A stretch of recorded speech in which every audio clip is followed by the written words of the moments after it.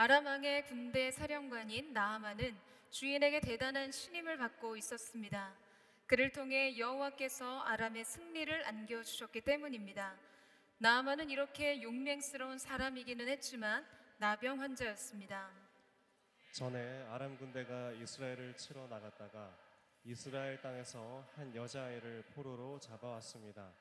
그 아이는 나아만의 아내를 섬기게 됐습니다. 아이가 여주인에게 말했습니다.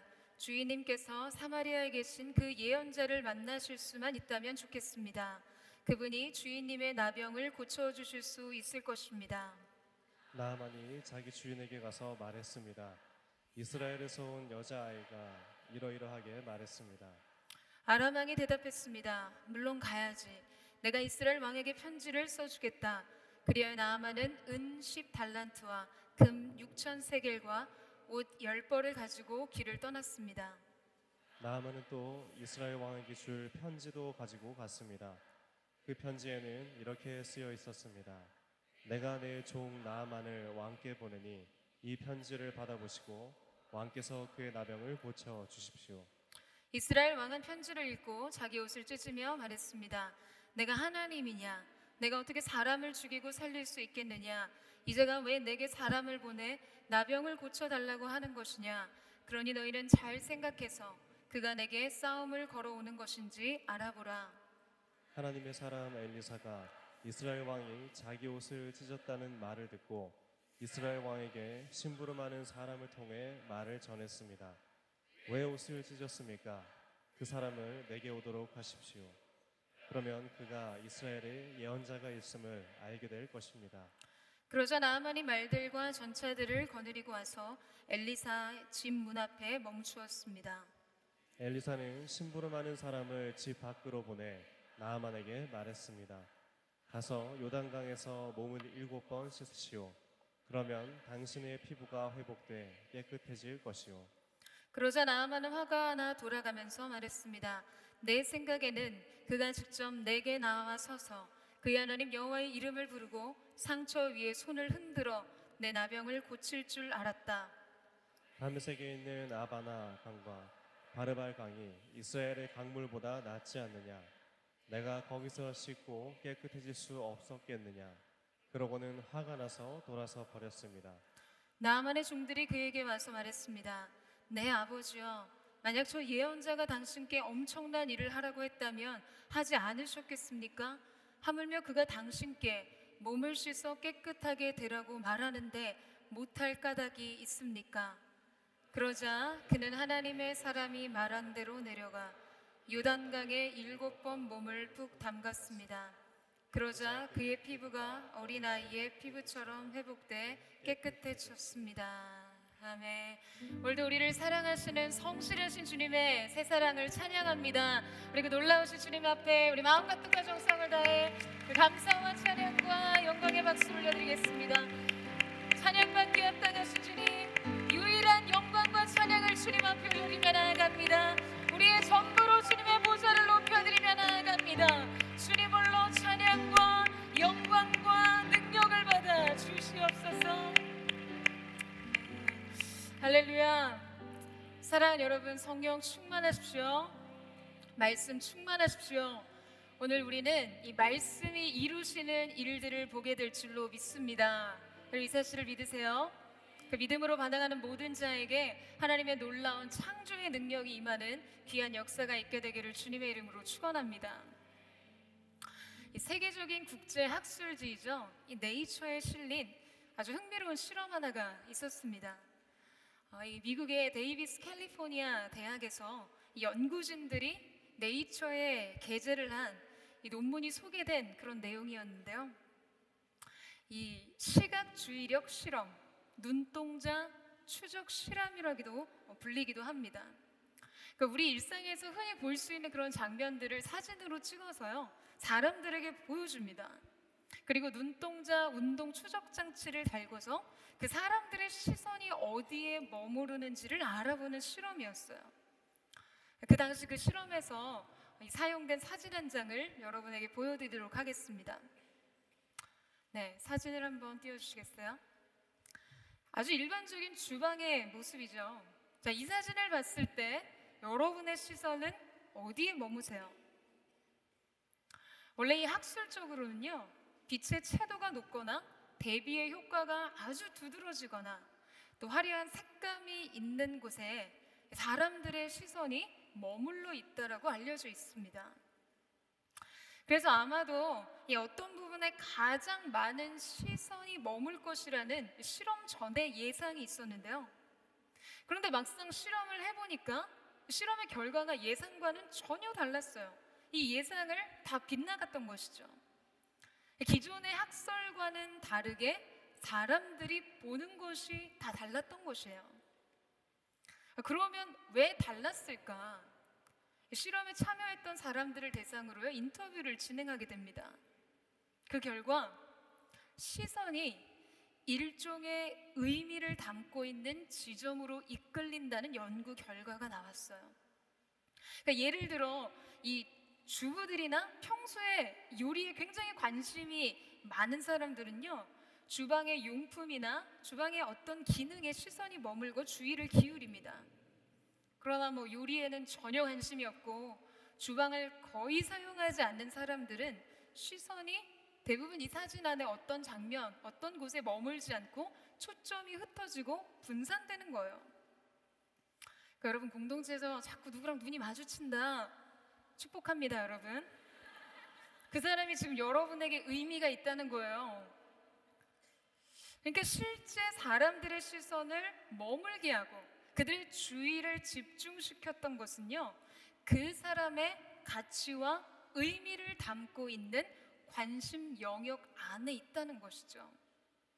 저마다 자기의 관심 분야나 의미를 두는 곳에 그들의 시선이 머문다는 그런 연구 결과였습니다. 여러분, 찬양 중에 내게로부터 눈을 들어 주를 보기 시작할 때 주의 일을 보겠네 라는 찬양의 가사를 담은 찬양이 있죠. 뭔지 아세요? 시선이라는 찬양입니다.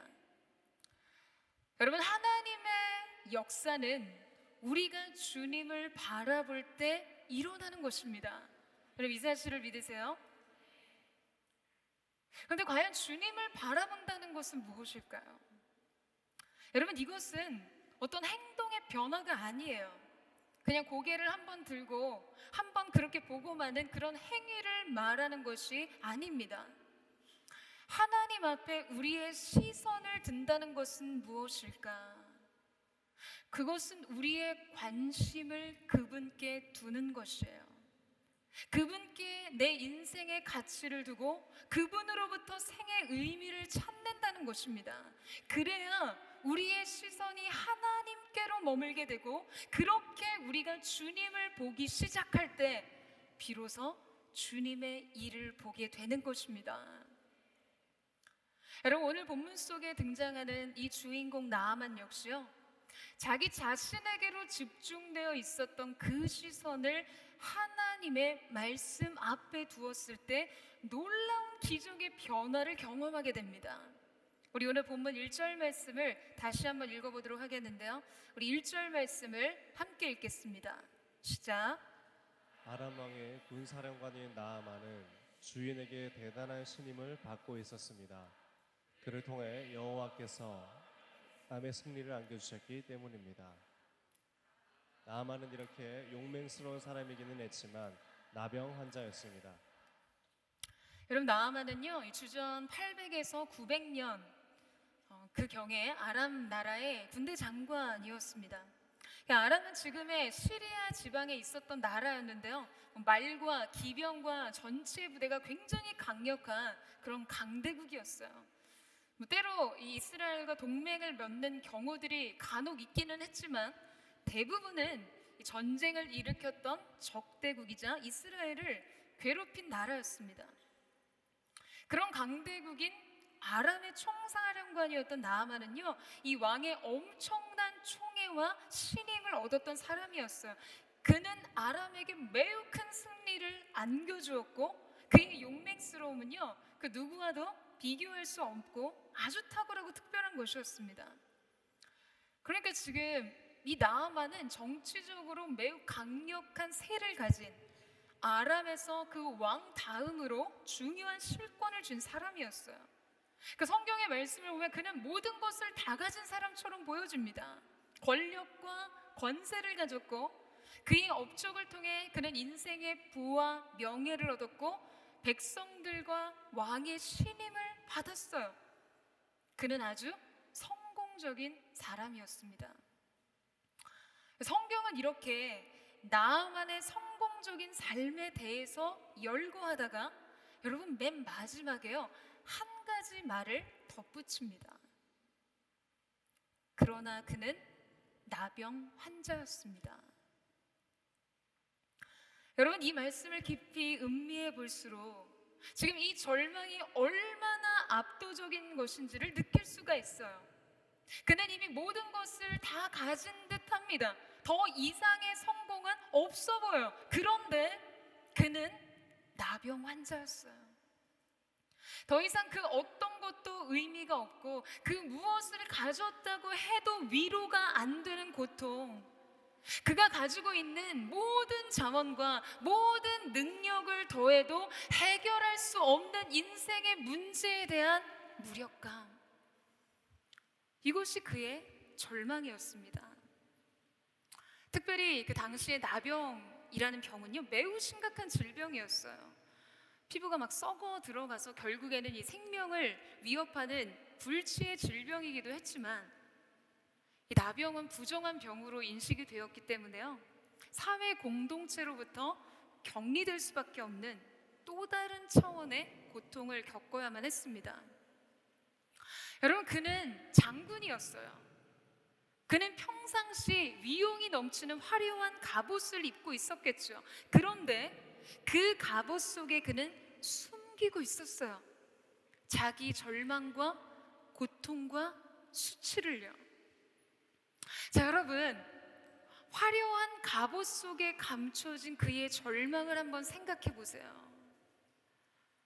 여러분, 그런데 나아만은 우리의 삶의 모습을 대변해 주는 또 하나의 모형이기도 합니다. 우리의 삶 속에서도 그것이 나아만의 것만큼 크고 막 화려하고 엄청난 성공 그 자체는 아닐지라도 여러분 우리의 인생 속에서도요 나름 좋은 것들이 있어요. 성공의 요구사항을 어느 정도 충족시켰고 나름의 행복의 조건들을 두루두루 갖춘 것 같아 보입니다. 삶의 많은 부분이 꽤 괜찮아 보여요. 겉보기엔 더욱 그렇습니다. 그런데 그 화려해 보이는 조건 속에서 남모르는 고통이 있다는 것이죠. 그 안에는 누구에게도 이해받을 수 없을 것 같고 결코 치유될 수 없을 것 같은 고통이 있습니다. 숨겨졌기 때문에 아무렇지 않은 듯 보이지만 아무렇지 않게 숨기기 위해 그 문제는 이중적으로 더 고통스러운 것이죠. 가려진 상처 말이에요. 혼자만의 고통이요. 아주 비밀스러운 아픔 말이죠. 여러분 나아만이 그랬어요. 그리고 우리 또한 그렇습니다. 이 고통은 대체 어떻게 치유될 수 있을까요? 아니 이 비밀스러운 아픔은 치료가 가능한 걸까요? 그런데 오늘 너무나 감사하게도요 이 나아만에게 새로운 분기점이 주어집니다. 나아만의 집에서는 이전에 아람 군대가 이스라엘을 치러 갔을 때 그곳에서 생포했다고 하죠. 사로잡아온 어린 여자아이가 있었어요. 그 아이는 나아만의 이 아내를 시종드는 몸종이었었는데 하루는 이 여자 어린아이가 나아만의 그 절망적인 상황을 보고 자기 주인 나아만의 아내에게 한 이야기를 하게 됩니다. 우리 3절 말씀을 같이 한번 읽어보도록 하겠습니다. 3절 말씀 시작.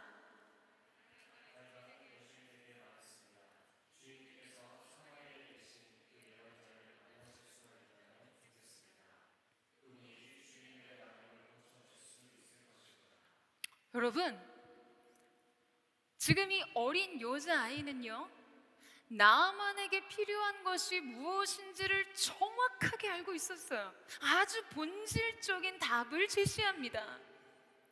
이스라엘에 가면 선지자 엘리사가 있는데 그 엘리사에게 가면 그 병을 고칠 수 있다는 것이었죠. 여러분, 대단한 믿음 아닙니까? 지금 누구도 이 아이에게 묻지 않았어요. 그 아이에게 이 난제를 풀어야 될 책임이나 어떠한 의무도 없었습니다. 그리고 어찌 보면 생포된 그의 인생, 그 주인에 대한 원망과 상처가 있었을지도 몰라요. 그러나 누구도 알지 못하는 나만의 그 기가 막힌 절망과 고통, 그 인생의 괴로움의 문제를 해결할 수 있는 유일한 솔루션에 대해서 말하고 있습니다. 당신의 문제의 해답은 오직 하나님께 있습니다 라고 말해주고 있는 것이에요. 사랑하는 여러분, 믿음이 있으면요, 답이 있습니다. 믿음이 있는 사람에게는 언제나 답이 있어요. 여러분, 이 사실을 믿으세요? 만약 오늘 여러분의 삶 속에 삶의 출구가 보이지 않고 길이 보이지 않는다면 문제의 해결의 방법을 구할 것이 아니라 믿음을 구하세요. 그러면 답이 보입니다. 길이 보여요. 왜냐하면 믿음이란 언제나 그 답을 가지고 계신 분을 가리키고 바라보게 하기 때문입니다. 사랑하는 여러분, 저는 오늘 저와 여러분이 바로 이런 믿음의 사람, 믿음이 있기 때문에 언제나 답을 가지고 있는 사람 되시기를 주님의 이름으로 축원합니다. 믿음 안에서 인생의 길을 발견하고 믿음 안에서 인생의 출구를 발견하는 그런 사람, 그런 하나님의 사람들 되시기를 주님의 이름으로 축복합니다. 여러분, 이렇듯 믿음의 말은요, 사람을 살립니다. 근데 여러분, 말이라는 거는요, 사람을 살리기도 하고 죽이기도 해요. 그 말이 믿음의 말이면 사람을 살리고, 그것이 육에서 나온 말이라면요, 아무리 논리적이고 이성적이고 합리적이고 합당한 말이어도 사람을 낙심시킵니다. 오늘 이 아이의 말은 아주 단순하고 아주 간결한 한마디의 말이었지만 확고한 믿음 속에서 나온 영의 언어는요, 나만의 마음을 움직입니다. 그리고 그에게 새로운 소망을 갖게 하는 것이죠. 우리 4절에서 5절 말씀을 같이 한번 읽도록 하겠습니다. 4절에서 5절 말씀 시작.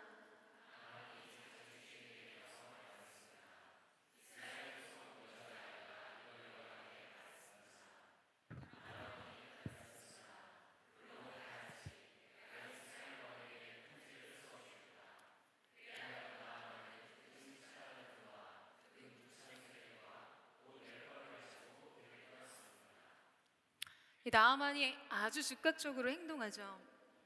그는 아람 왕에게 찾아가서 이 작은 어린아이의 말을 전합니다. 여러분, 사실 생각해 보세요. 당시 어린 여종의 말이었어요. 그의 인생 속에 그렇게 영향력 있는 존재가 아니었어요. 그런데 그 믿음의 말이 얼마나 강력했으면 나아만뿐만 아니라 아람의 왕까지 설득이 됩니다. 당시 아람과 이스라엘을 적대 관계였기 때문에 이 적국의 군대 장관이 간다면, 여러분, 이거 잘못 보면 선전포고처럼 보일 수 있는 어떤 군사적인 행동으로 해석될 수 있었어요. 그랬기 때문에 아람의 왕이 이스라엘 왕에게 친필 서신을 쓰고요, 엄청난 양의 은, 금과 값비싼 비단옷을 가지고 그 길을 떠나게 됩니다. 여러분, 앞서 말씀드렸듯이 지금 나아만 장군은 자기가 데리고 있었던 어린 여종의 말을 듣고 그것을 즉시 실행에 옮기고 있어요. 일종의 믿음의 행동이었어요. 그러나 여러분, 이것은 절망의 크기이기도 했습니다. 여러분, 지금 느껴지세요? 이것이 나아만 고통의 크기예요. 그는 이만큼 절박했고 이만큼 고통스러웠던 것이에요. 여러분, 사람은 누구나 아픔을 느낄 때 자리를 박차고 일어납니다. 많이 아프지 않고 그냥 절박하지 않으면요, 우리는 끊임없이 시간을 유보해요. 제가 내일 사랑니를 뽑습니다. 사실 이미 5년 전부터 치과 진료를 받을 때 이 사랑니는 어차피 빼줘야 한다고, 이거 그냥 두면 굉장히 아플 거라고 기다리지 말고 발치를 하라고 했었거든요. 근데 뭐 특별히 아프지도 않고 막 갑자기 아픈 순간 약 먹으면 좀 괜찮아지고, 그러니까 계속 미루게 된 거예요. 그게 5년. 그런데 내일 사랑니 발치를 해요. 여러분 왜일까요? 아프니까요. 아주 많이 아프니까요. 견딜 수 없이 약으로 해결이 안 되니까요. 여러분 이유는 간단합니다. 고통이 우리 인생의 절박한 문제가 되어버리면요, 어떠한 대가를 지불하고도 그 고통을 제거하고 싶어지죠. 고통을 계속해서 지속적으로 방치하는 것은요, 여러분 딱 두 가지 경우가 그래요. 아직 그렇게까지 고통스럽지 않거나, 아니면 자기 학대를 하는 경우예요. 여러분 결국 우리가 하나님께로 돌아가는 타이밍은 언제인지 아세요? 우리가 하나님 앞으로 나아가게 되는 인생의 타이밍이요, 자기 인생의 문제의 해결이 너무나 절박할 때 그렇습니다. 그래서 여러분 때로 고통이 우리에게 유익이 되는 것이에요. 여러분의 삶 속에서 정말 받아들이기 힘든 아픔을 가지고 있을 때 여러분 이것을 기억하세요.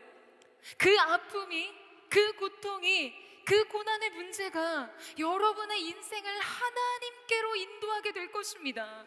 여러분의 삶을 하나님께로 이끌 것이에요. 인정하기 힘들겠지만 그래요.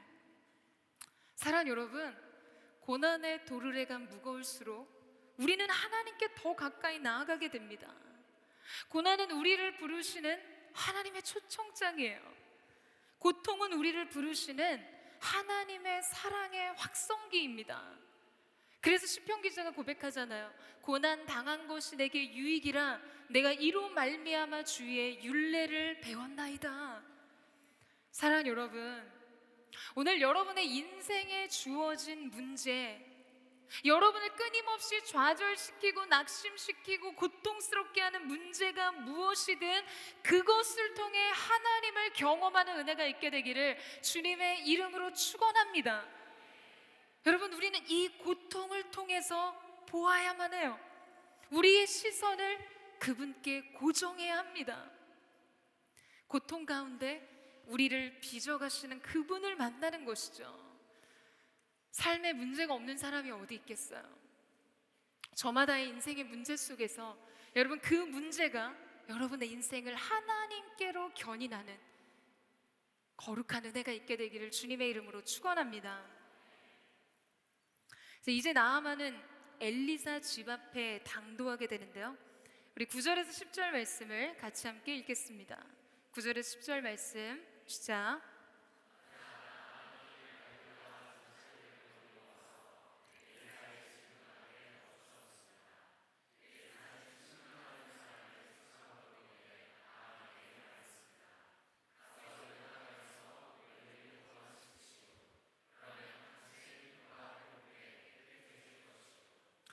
여러분 나아만의 마음을 한번 생각해 보세요. 그는 굉장히 어떤 회복될 수 있다는 기대에 아주 한층 충만해져 있었을 것입니다. 들떠 있었을 거예요. 그런데 엘리사에게 찾아온 나아만은 과연 어떤 정체성으로 그에게 왔을까요? 성경은 그때의 장면을 묘사해 주면서 우리로 하여금 나아만의 마음을 유추해 볼 수 있게 해줍니다. 지금 나아만은요 굉장히 많은 수행원들을 거느리고 많은 전차와 말들을 거느리고 왔어요. 아람 왕이 준 엄청난 은금, 값비싼 비단 옷을 싣고 자기 갑옷 중에 가장 좋은 것을 꺼내 입고 나타났을 거예요. 그의 나병을 가릴 만큼 괜찮아 보이는 것들로 말이죠. 아주 그럴싸해 보이고 존중받고 인정받을 만한 모습으로 치장하고서요, 혹시 순번이 너무 밀려서 대기자가 너무 많으면 은금과 비단을 쫙 풀어서 빨리 치유를 받을 수 있도록 지금 그의 권력과 지위를 사용할 모든 준비를 다 했습니다. 여러분, 나아만은 불치의 병, 죽을 병에 걸린 절박한 환자의 모습으로 오지 않았어요. 그는 그냥 살던 대로 왔어요. 세상이 인정해주는 그 모습 그대로, 사람들이 봐주기를 원하는 자신의 모습 그대로요. 화려한 은금, 뇌물로 간절함을 대신합니다.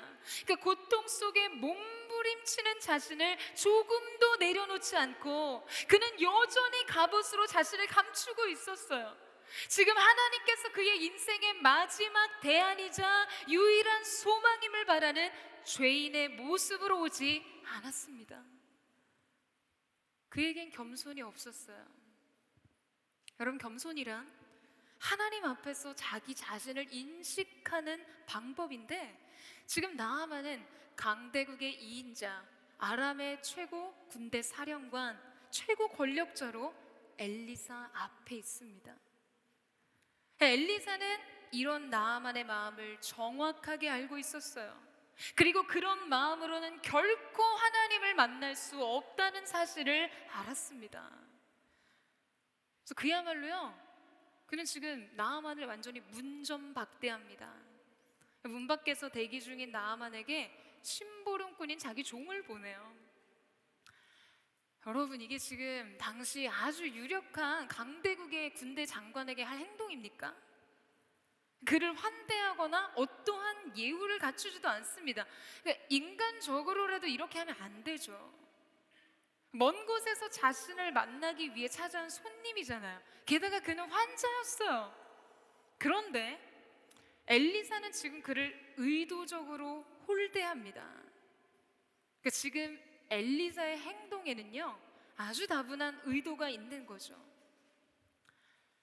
엘리사는 그의 몸종인 시종을에게 얘기해서 심부름하는 사람을 보내서 나아만에게 요단강에 가서 7번 몸을 씻으라고 이야기합니다. 그러면 그의 몸이 깨끗해질 것이라고 이야기를 해요. 그 당시 나아만이 느꼈을 감정을 생각하면 굉장히 아찔하죠. 여러분, 아픔이 있는 사람은요, 상처가 있는 사람은요, 자기가 존중받지 못했다고 생각할 때 완전히 무너집니다. 아픔이 그를 그렇게 만들어요. 상처가 그의 인생을 그렇게 만듭니다.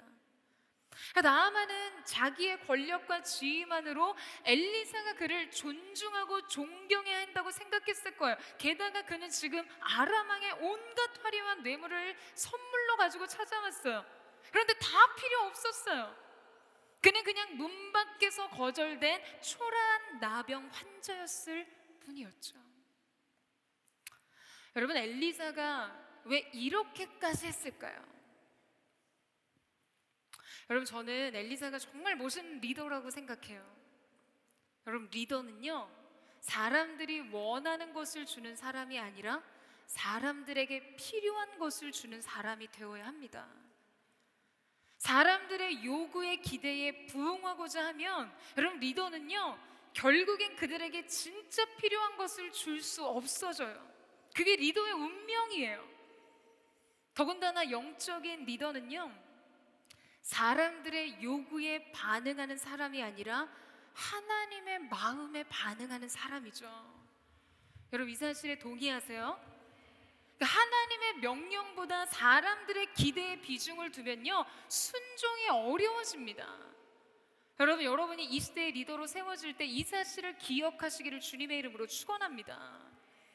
엘리사는 나아만의 실망과 분노로 인한 어떤 위협이 있을지 모른다는 것을 알았음에도 불구하고 그의 영혼에 진짜 필요한 것을 주기 위해 그를 홀대합니다. 나아만이 완전히 벌거벗겨져요. 그의 자존심이 무참히 깨트려져요. 강대국 최고의 권력자로서의 그의 자의식을 완전히 박살내버립니다. 당신은 그저 죄인일 뿐, 인생의 비참함을 짊어진 존재일 뿐, 하나님의 긍휼과 은혜가 없이는 구제될 수 없는 절망적인 존재라는 사실을요, 완전히 각인시킵니다. 아주 예리하게 지금 나아만의 본질의 절망을 가리고 있었던 그의 갑옷을 벗겨버리는 것이에요. 그리고 그의 화려한 병거로부터 그를 내려오게 만들어요. 여러분, 이 알렉스 퍼거슨 감독을 잘 아시죠? 네, 형제들 반응해 보세요. 잘 아시죠? 어저께 뭐 축구 아주 난리였던 것 같은데요. 이 전 맨체스터 유나이티드 감독이에요. 아주 뭐 세계적인 감독이자 거의 축구 역사의 영웅이라고 할 수 있죠. 뭐 영국 왕실에서는 그에게 자귀까지 내렸어요. 근데 이 퍼거슨 감독을 보면 경기 중에 항상 껌을 씹고 있는 장면을 자주 볼 수 있는데요. 그가 26년간 이 메뉴의 주의봉을 잡고 1,500 정도의 경기를 치르는 동안에요, 적어도 3,000통의 껌을 씹었을 것이라고 추정합니다.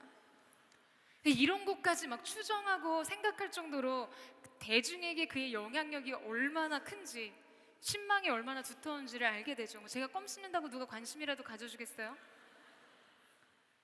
근데 여러분, 올해 3월이었어요. 이 퍼거슨 감독이 씹던 껌이 경매를 통해서 39만 파운드, 하나로 약 5억 8천만 원이라는 어마어마한 가격에 낙찰이 됩니다. 씹다 버린 껌이에요, 여러분. 이 껌은요, 퍼거슨 감독이 2012년에서 13년 시즌 잉글랜드 이 프리미어 리그 최종전이자 그의 은퇴 전 마지막 공식 경기였던 원정 경기에서 씹다 버린 껌이었어요.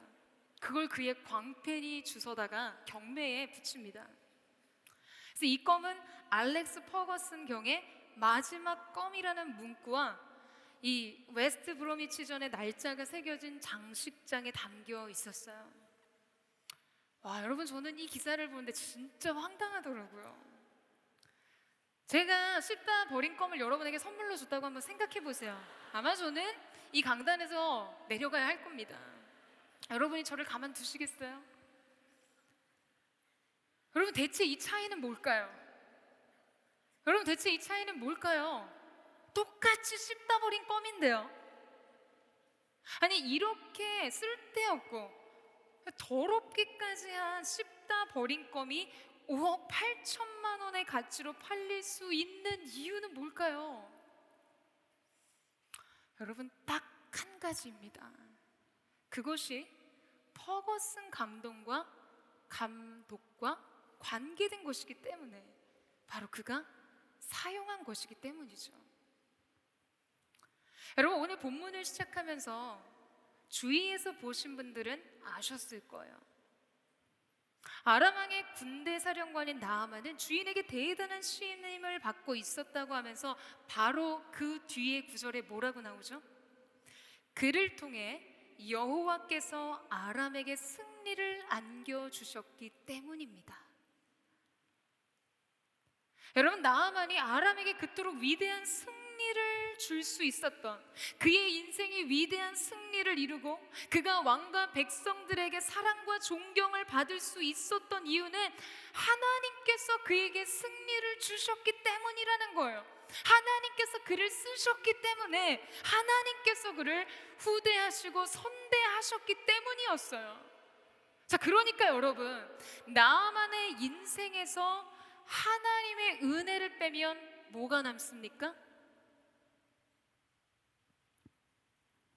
그냥 비참한 나병 환자요. 소생의 가능성도 없고 방법도 없고 사회 공동체로 버려지고 거부되는 불치의 환자인 자연인으로서의 나아만만 남죠. 퍼거슨이 씹다 버린 껌 말고요, 그냥 씹다 버린 껌 말이죠. 무가치하고 의미 없고 그냥 더러워서 휴지통에 버려야 하는 것 말이에요. 사랑하는 여러분, 진정한 구원과 회복을 위해서는 우리는 하나님 앞에서 자기 자신이 어떠한 존재인지를 확인해야 합니다. 세상 앞에선 우리 자신의 모습 말고요, 아무도 모르는 자기 절망과 수치를 혼자 끌어안고 있는 자신의 모습을요. 여러분, 우리는 그저 죄인일 뿐입니다. 그냥 주님이 필요한 약하고 부족한 존재예요. 누가복음 5장 말씀에 보면 여호와께서 대답하여 가라사대 건강한 자에게는 의원이 쓸데없고 병든 자에게라야 쓸데있나니 내가 의인을 부르러 온 것이 아니요 죄인을 회개시키러 왔노라. 건강한 사람에게는 의원이 쓸데없다고 하신 예수님 말씀처럼 여러분, 우리는 약하고 병든 자로 주님의 은혜를 구해야만 합니다. 주님이 필요하다고 말할 수 있어야 돼요. 죄인의 모습, 그 모습 그대로 절대적으로 주님이 필요한 존재, 주님의 구원과 주님의 은혜만이 구원과 회복의 유일한 소망이 되는 그 삶의 대안인 사람으로 말이죠. 사랑하는 여러분, 여러분이 여전히 사람들 앞에서 포장된 자신의 모습으로 하나님 앞에 서면요, 구원은 끝없이 유보됩니다. 하나님 주시는 기적과 같은 역사의 순간들은 계속해서 유보돼요. 여러분, 이 자의식을 갖는 것이 모든 회복과 구원의 시작입니다. 사랑하는 여러분, 저는 저와 여러분에게 이 겸손한 자기 의식이 있게 되기를 주님의 이름으로 축원합니다.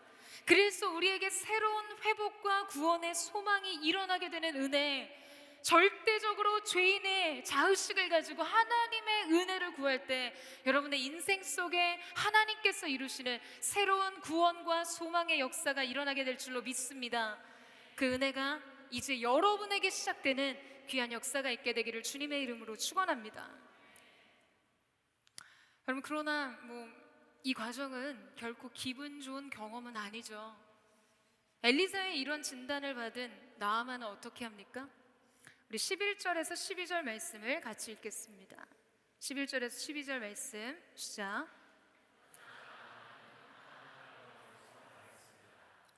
내 생각에는 그가 직접 내게 나와서서 그의 하나님 여호와의 이름을 부르고 상처 위에 손을 흔들어 내 나병을 고칠 줄 알았다.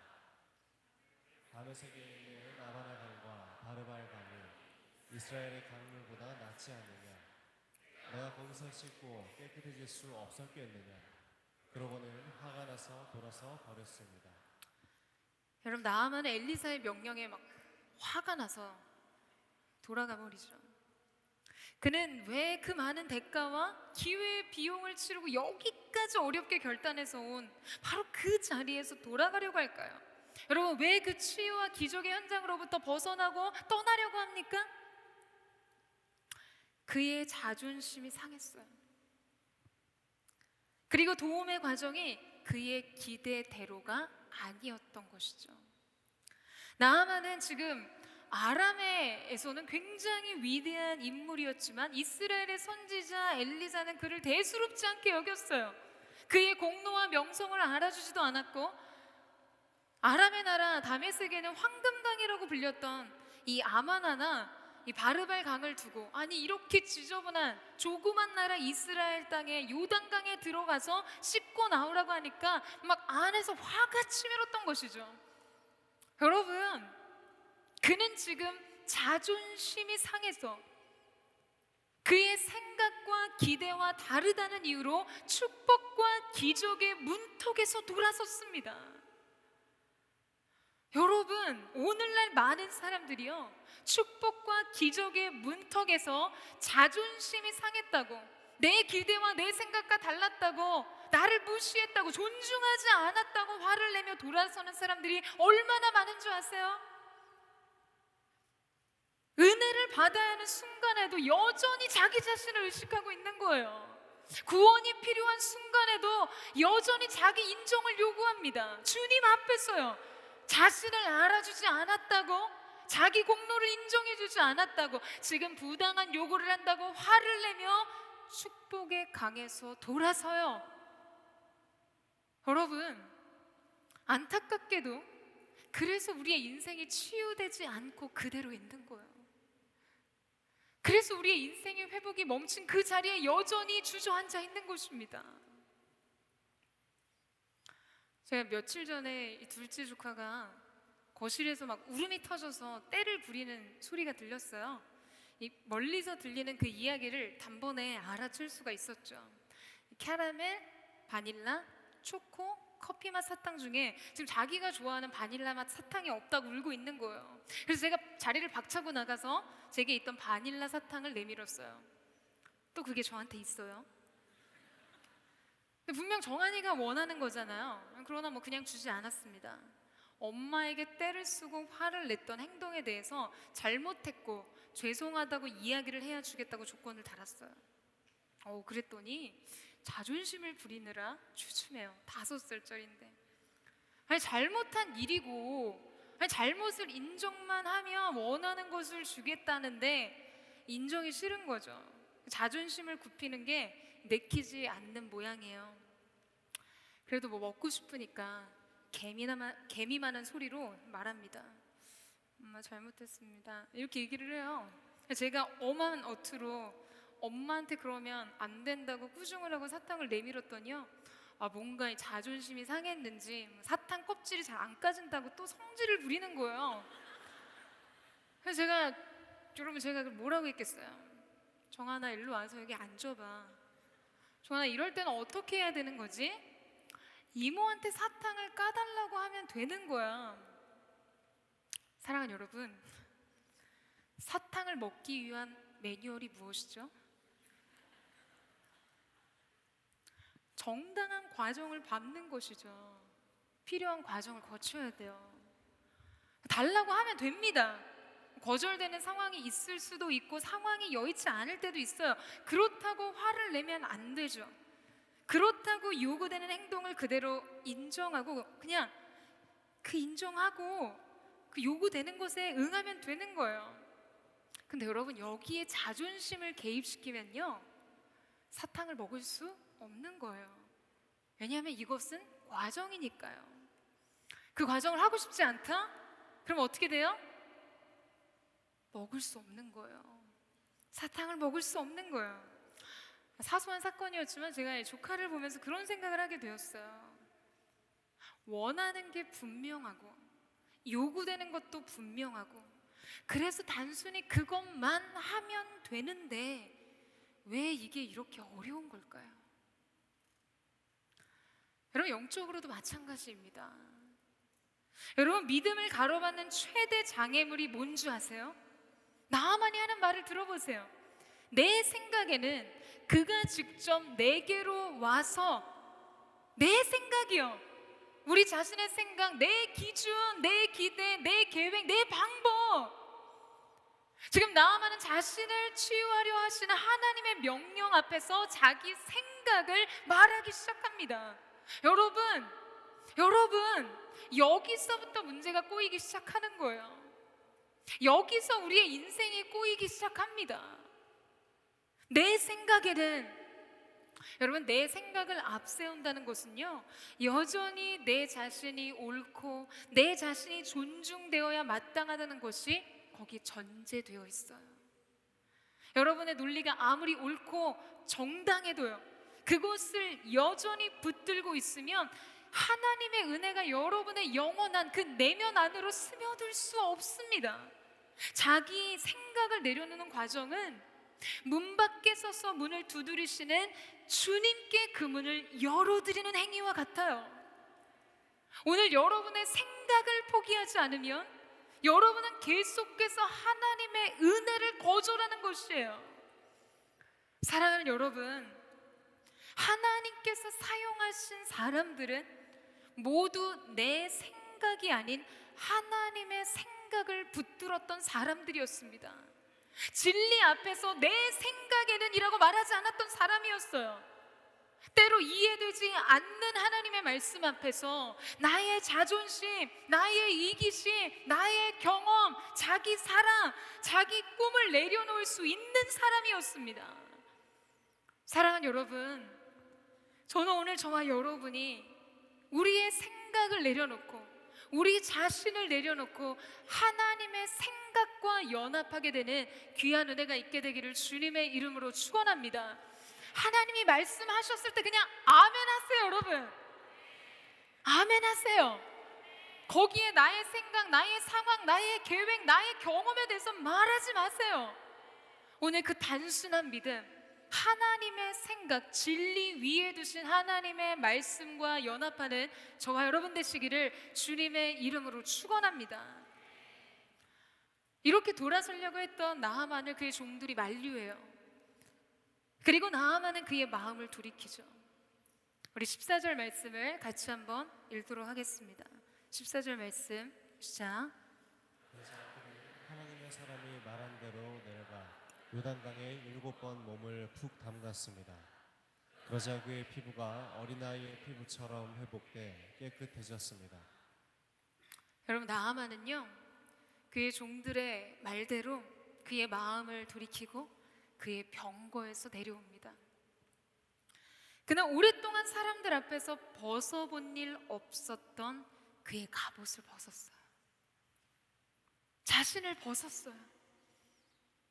누구에게도 드러내고 싶지 않았지만 교만의 옷을 벗고 자기 의의 옷을 벗었습니다. 내 생각의 옷을 벗었어요. 위선의 옷을 벗습니다. 그는 그냥 절망적인 나병 환자의 모습으로 요단 강으로 내려가 그 물속에 몸을 담가요. 그러나 웬걸요? 여러분, 아무 일도 일어나지 않습니다. 두 번째 다시 몸을 담가요. 그리고 나와서 몸의 상태를 확인했겠죠. 그러나 역시 아무런 징후도 나타나지 않습니다. 그는 다시 군대 장관으로서의 모든 위엄과 자랑과 권세를 부인하고 거듭 요단강에 내려가 몸을 담갔습니다.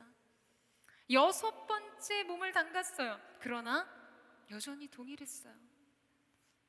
그는 매번 그 강에 들어갈 때마다 자기 자신의 생각과 자존심을 다시 내려놓아야 했고 다시 자기 자신을 부인해야 했습니다. 그리고 매번 거듭해서 자기 인생의 자랑과 위선을 벗어버리고 겸손의 바닥까지 내려가는 거예요. 여러분, 이 과정은요 물론 고통스러웠을 거예요. 처음 시도할 때는 죽기보다 싫었을지 모릅니다. 그런데 거듭 그 강물에 자신을 담그면서 차차 그는 내면 깊숙한 곳에서부터 채워지는 그 알 수 없는 마음에 사로잡혔을 것입니다. 하나님 앞에 선 존재로서 다시 서는 것이죠.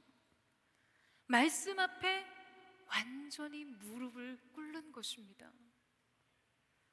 요단강으로 내려가는 것을 격렬하게 거부하고 자기 자존심을 내세웠던 나하만이요 요단강 강물 속에서 자기 자신을 완전히 잠글 정도로 순종했을 뿐만 아니라 여러분 그 일을 7번 계속 반복했다는 것은요 지금 그가 완전히 비워지고 겸손해졌음을 보여주는 장면입니다. 히브리 숫자 7 쉐바은은 완전함을 상징하죠. 그리고 이 만족시키다라는 뜻을 가지고 있습니다.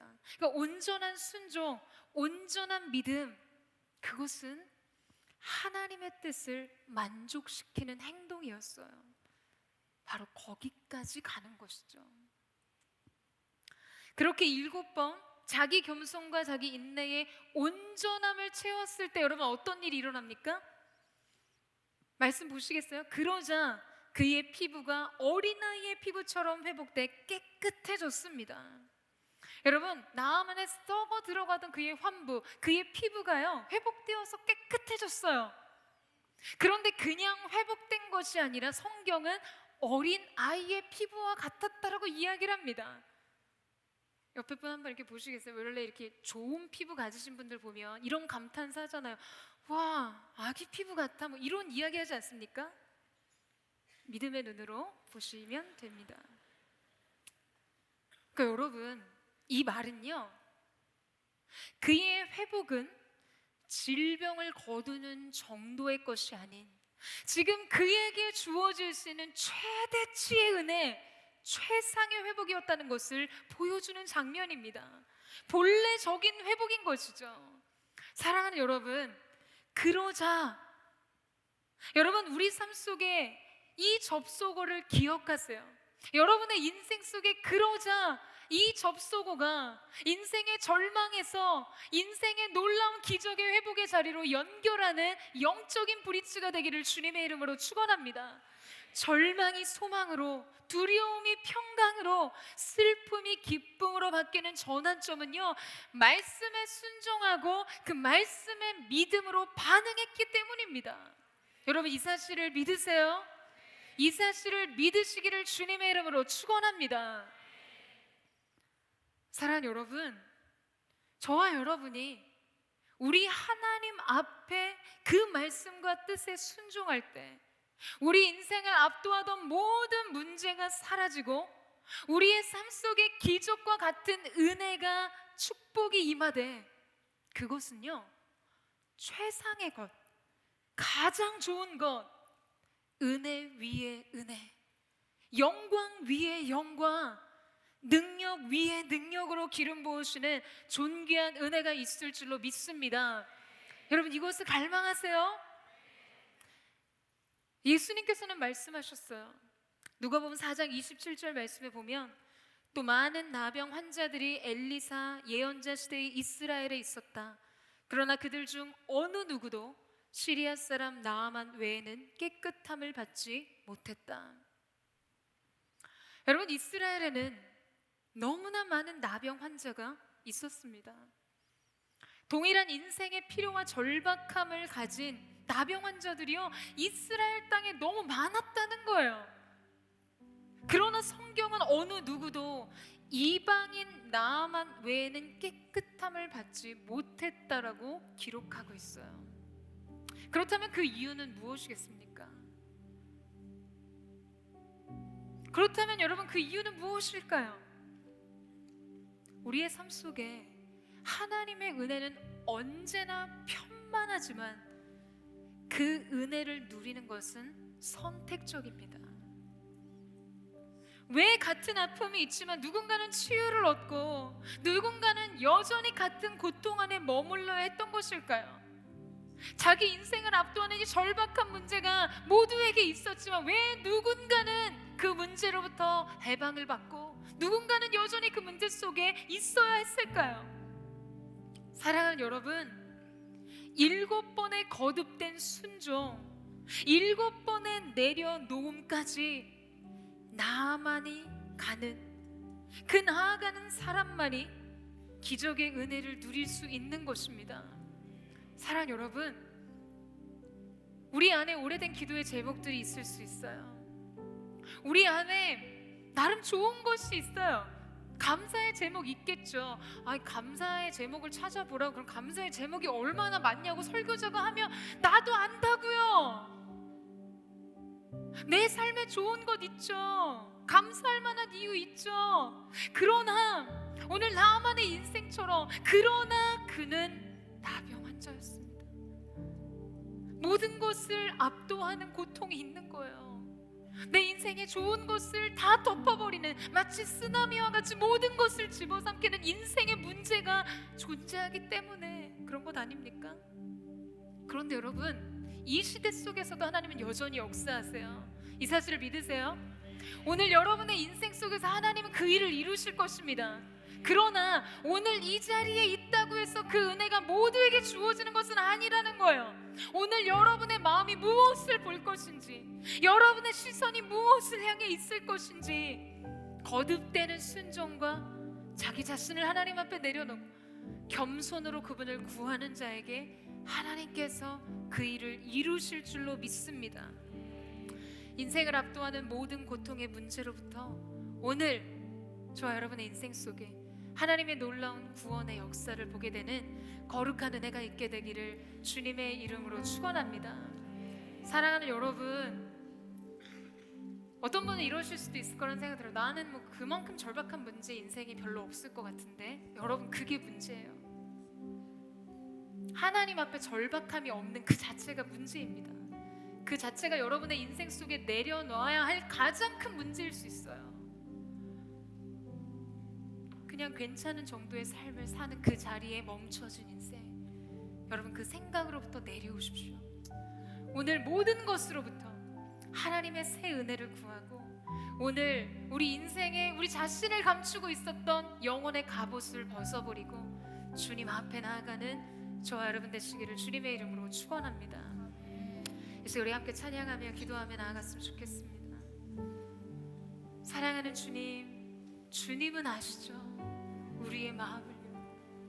사람들 앞에서는 감추고 숨길 수 있었을지는 모르시나 하나님의 임재 앞에서는 덮어둘 수 없었던 내 마음의 고통을 주님 아시죠? 그러나 나는 오늘 이 아픔으로 인해 하나님께 나아가는 은혜가 있기를 원합니다. 이 아픔 때문에, 이 고통 때문에, 이 인생의 문제 때문에 하나님께로 더 가까이 나아가는 나아만과 같이 우리 모두의 삶이 주님 앞에 그렇게 세워지기를 원합니다. 그리고 바로 그 사실로부터 우리 인생의 새로운 은혜와 기적의 문이 열려지는 귀한 은혜가 있게 하여 주옵소서. 우리 함께 찬양하며 나아가겠습니다. 나의 주님께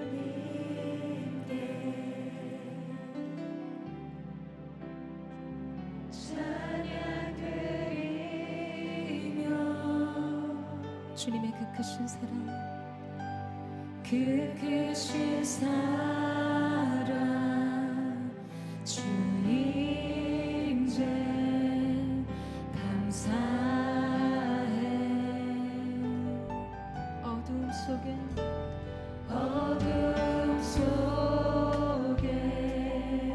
주님 찾아오셔서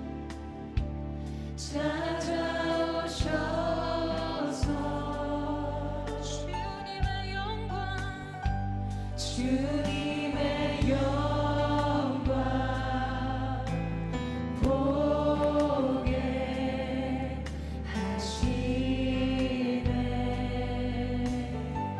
의심하는 나를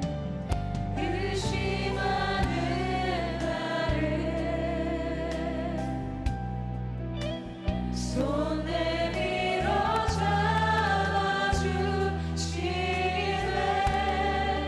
두려운 건 내려놓고 주 바라봅니다.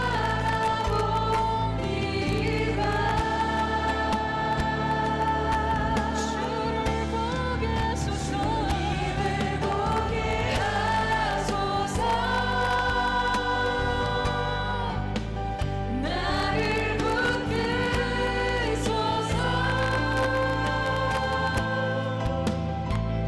내 뜻과 내 생각 내려놓고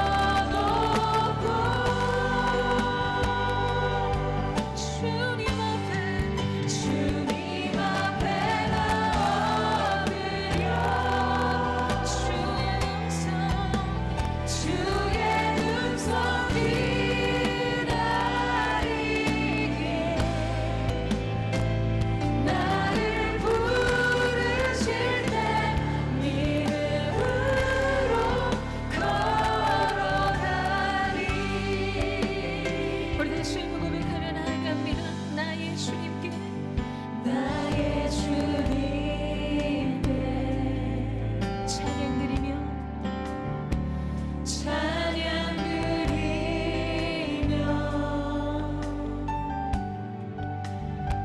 주 크신 사랑 주 임재 감사해. 어두움 속에 찾아오셔서 어둠 속 오늘 여러분의 인생 가운데 주님 찾아가 줄 것입니다. 찾아오셔서 주님의 영광 주님의 영광 보게 하시네. 의심하는 나를 손 내밀어 잡아주시네.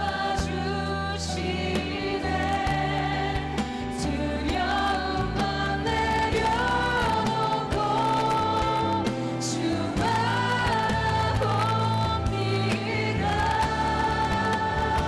주를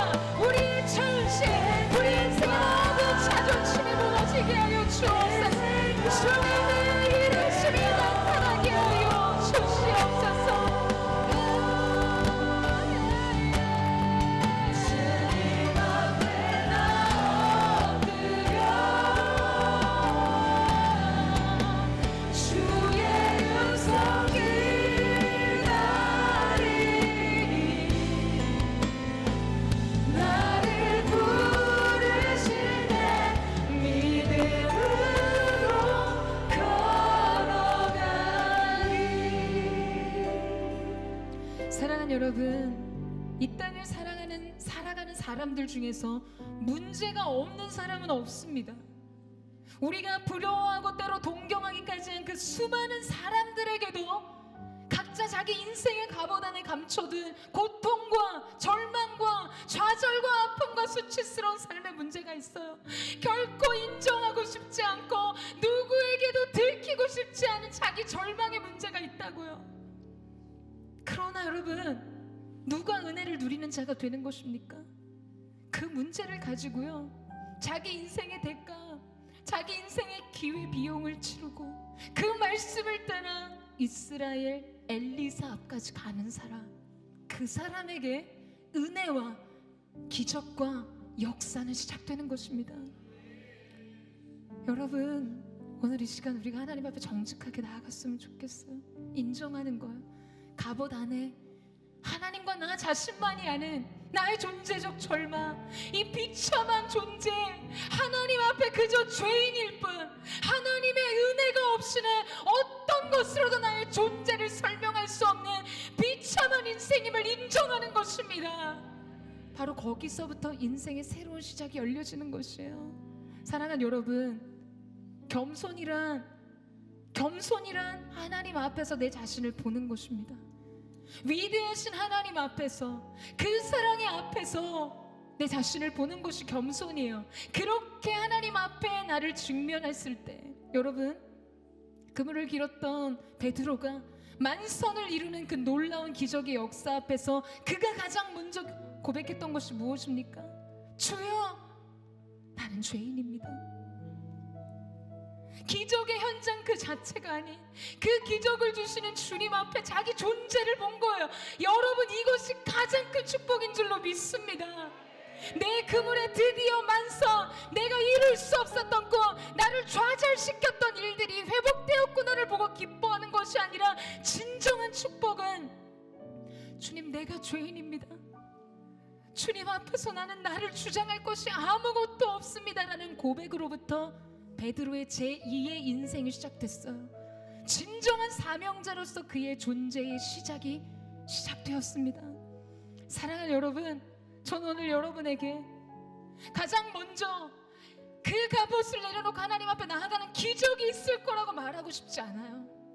저는 오늘 여러분에게 도전하고 싶으신 것은, 우리가 그렇게 우리의 존재를 내려놓고 우리가 하나님 앞에 나아갈 때 우리는 비로소 내가 누구인지를 이해하게 돼요. 그리고 그것으로부터 인생의 참 평안과 참 기쁨과 새로운 사명과 우리가 우리의 인생을 무엇으로 살아야 되는지를 깨닫게 되는 것입니다. 이것이 바로 본질의 회복이에요. 이것이 진정한 회복의 시작인 줄로 믿습니다.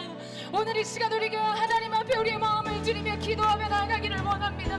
거룩하신 주님, 내 인생에 누구에게도 보여줄 수 없었던, 나를 둘러싸고 있었던 이 화려한 갑옷을 내려놓습니다. 다른 것으로 나를 보여주고 싶고 설명하고 싶었던 내 인생의 갑옷을 벗어버리고 내가 하나님 앞에 서기를 원합니다. 주님, 은혜와 긍휼을 베풀어 주옵소서. 우리 전심으로 주여 한번 부르짖고 우리 합심하여 동성으로 기도하며 나아가겠습니다. 주여,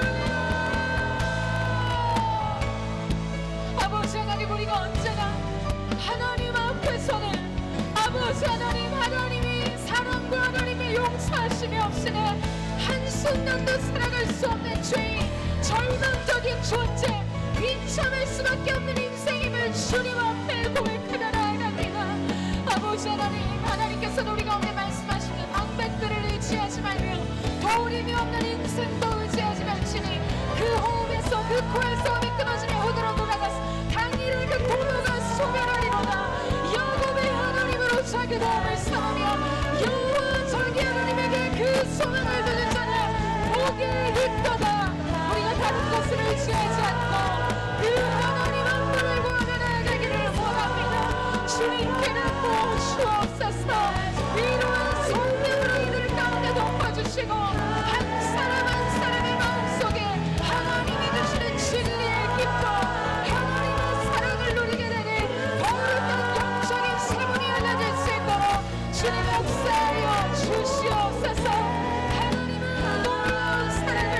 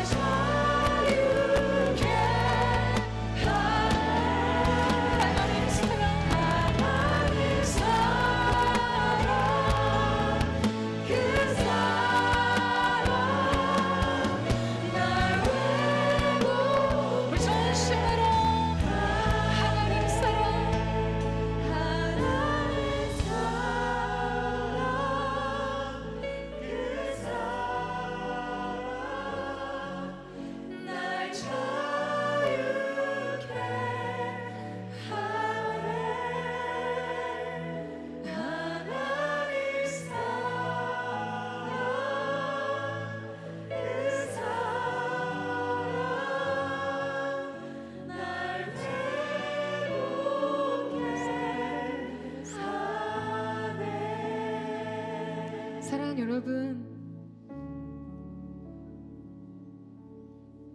여러분 오늘 우리는 우리의 생각을 벗어버릴 때 하나님의 생각이 우리 가운데 부어지는 것을 경험하게 될 것입니다. 하나님의 새로운 사랑이 압도하여 우리의 인생 가운데 찾아올 것을 여러분 믿으세요. 이제 우리가 다시 한번 우리의 마음을 들여 주님 앞에 나아갈 때 여러분, 사람이 자기 자존심을 내려놓는 것, 자기 생각과 자기 경험을 내려놓는 것은 쉽지 않습니다. 그러나 오늘 성령께서 여러분 가운데 기름 부어 주심으로 우리가 할 수 없을 것 같았던 우리의 마음을 주께 고백하며 드릴 수 있는 귀한 은혜가 있게 되기를 주님의 이름으로 축원합니다. 이 시간 내가 나사렛 예수 그리스도의 이름으로 명하노니 하나님의 사람들을 무기력하게 하고 그 인생의 자리에 주저앉게 만드는 더러운 사단의 세력아 묶임을 받고 떠나갈지어다. 하나님께서는 오늘 우리 가운데 위로의 성령으로 기름 부으실 줄로 믿습니다. 아버지 하나님, 우리 자신을 주님 앞에 드리며 나옵니다. 예수의 사랑을 주장하며 나아갑니다. 우리로는 할 수 없지만 십자가에서 이루신 주님의 사랑에 의지하여 우리가 주님 앞에 나아가기를 원하오니 주여 역사하시고 기름 부어 주옵소서. 전심으로 주의 한 마음을 줍고 합심하여 동상으로 기도하겠습니다. 주여, 그 사랑 때문에, 그 예수 그리스도 부활의 능력 때문에 주님 앞으로 나아갑니다. 십자가에 보여 완전하신 사랑 힘입어 나갑니다.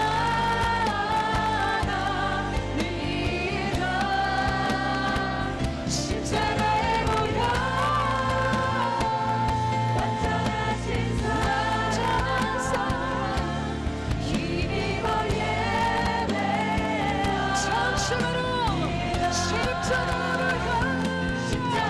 보여 완전한 사랑 완전하신 사랑 힘입어 나갑니다. 십자가에 보여 완전하신 사랑 힘입어 예배합니다. 주의 보좌로 나아갈 때 주의 보좌로 나아갈 때 어떻게 나가야 할까? 나를 구원한 주의 십자가 그것을 믿으며 가네. 주의 보좌로 주의 보좌로 나아갈 나는 여전히 부족하나 나 여전히 부족하나 나를 부르신 주의 그 사랑 그것을 믿으며 가네. 자격 없는 내 힘이 아닌 자격 없는 내 힘이 아닌 주님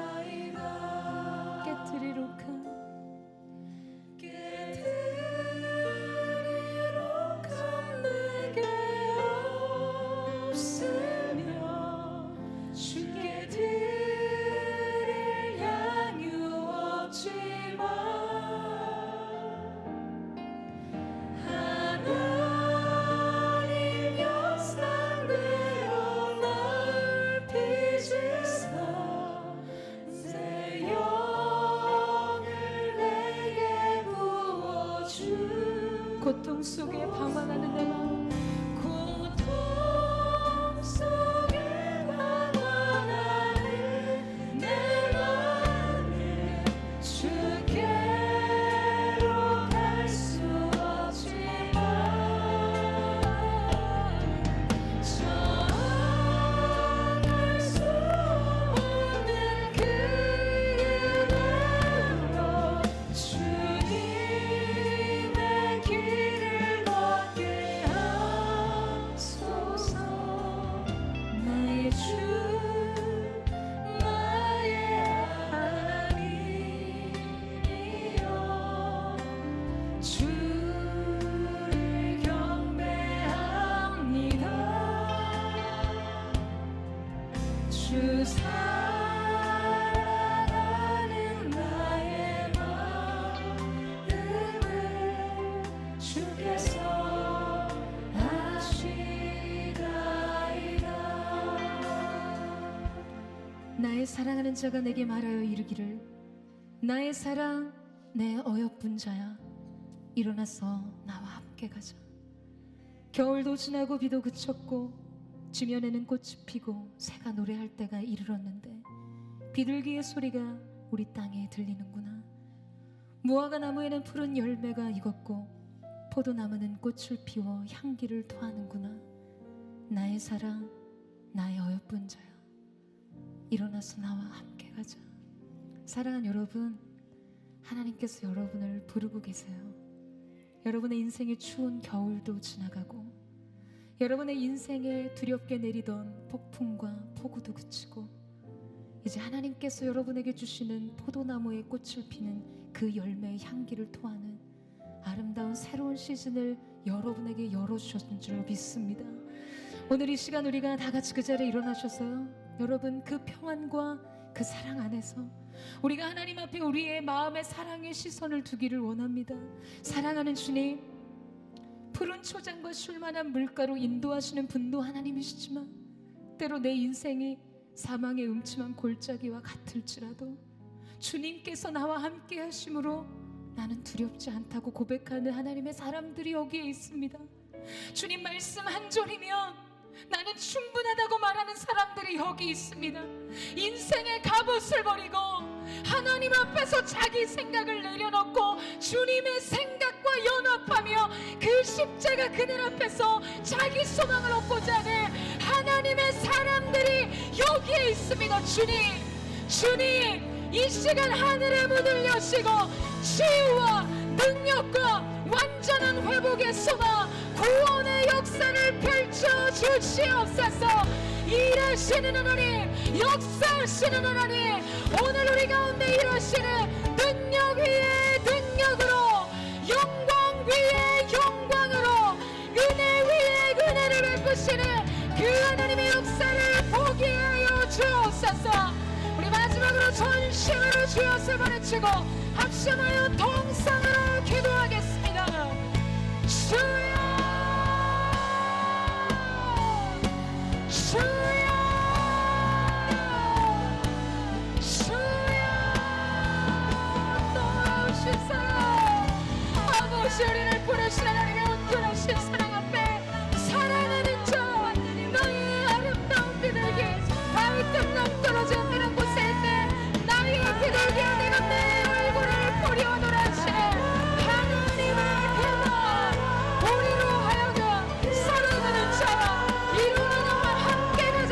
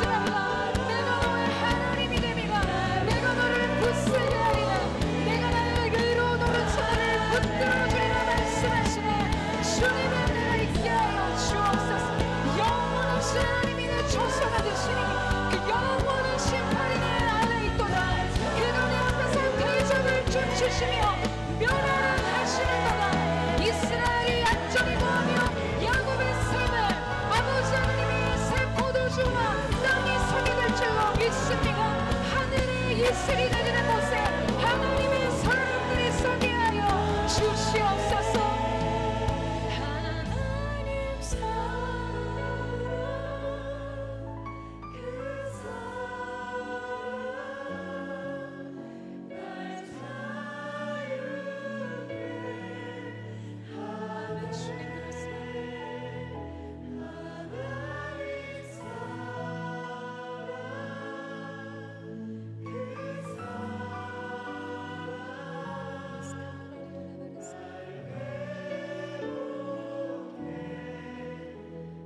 사랑하는 주님, 오늘 이 시간 하나님의 사랑 안에 자기 인생의 유일한 소망이 있다고 믿는 하나님의 사람들, 그 말씀에 믿음으로 순종한 하나님의 사람들을 향해 예수 그리스도의 권능의 이름으로 선포합니다.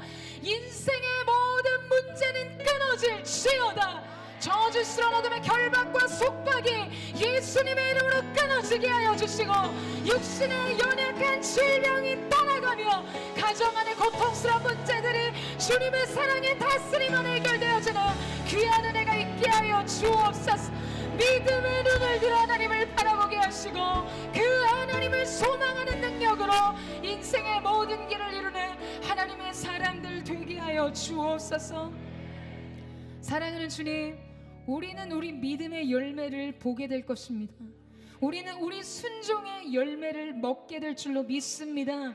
오늘 하나님의 사람들 머리 위에 성령께서 친히 한 사람 한 사람 안수하여 주셔서 그 모든 육신의 연약한 질병이 떠나가게 하시고 그의 영혼과 마음을 고통스럽게 했던 모든 인생의 사슬과 같은 억압과 속박이 끊어지게 하여 주시옵소서.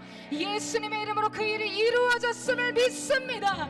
가정 안에 숨겨진 모든 고통 예수님의 이름으로 떠나가게 하여 주옵소서.